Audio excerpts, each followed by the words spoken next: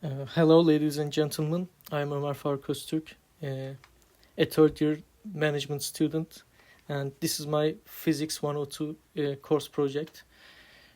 Uh, let's start with the aim of the experiment. In this experiment, I aim to approximate the resistivity constant of a metal rod, an unknown metal rod.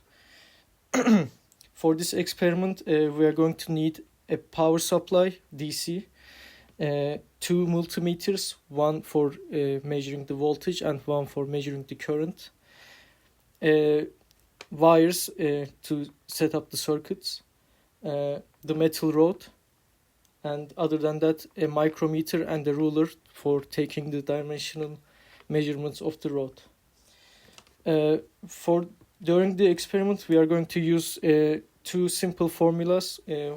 One is the Ohm's law, volt equals current times resistance, and the other one is resistance equals to the resistivity constant times L over A, length over area, cross-sectional area.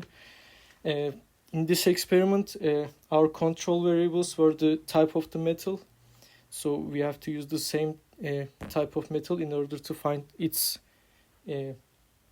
resistivity constant. Other than that, the initial voltage should be same while taking measurements, and the circuit setup should be kept the same so that the data won't be affected by it. Our dependent variable in this experiment is our resistance. Our independent variable is the length of the rod, so we are going to take the measurements of the current and voltage at different lengths of the rod, so that as the length increases or decreases, we are going to look at the change in resistance of the setup. That way we can be able to find calculate the resistivity constant of the metal rod. Here's the experimental setup. As you can see, we connect the voltmeter as a parallel and the ammeter as a series. Pretty simple setup. And here are the dimensions of the rod. As you can see, the rod has the minimal area, a very small area. This is because since due to the nature of conductors, they have really low resistivity constants. So in order to take somewhat of an accurate measurements, we had to use a really small cross-sectioned metal rod. And this is the first set of data we gathered while providing a voltage of 1.5 volts to the circuit. And as you can see, the change in our currents and the resistance values as the length increases and decreases. And here's the second set of data. This is with 2.5 volts of voltage provided by the DC current. And here's the resistance length relationship while the circuit has been provided with the 1.5 volts. Here's the resistance versus current relationship at 1.50 volts. As you can see, our conductor has been doing a really good job at being an ohmic conductor.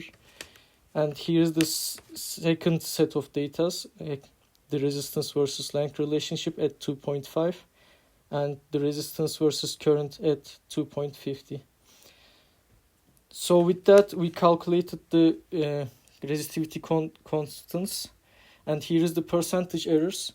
Now during this part, it was a bit tricky because we didn't know what the element of the rod is. So I guessed it would be either copper or silver, which are the most common types that are used as conductors.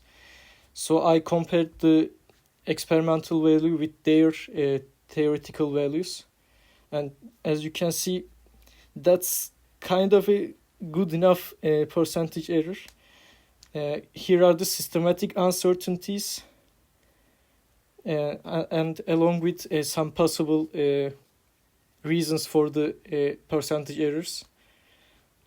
And here are few photos during the data collection of me.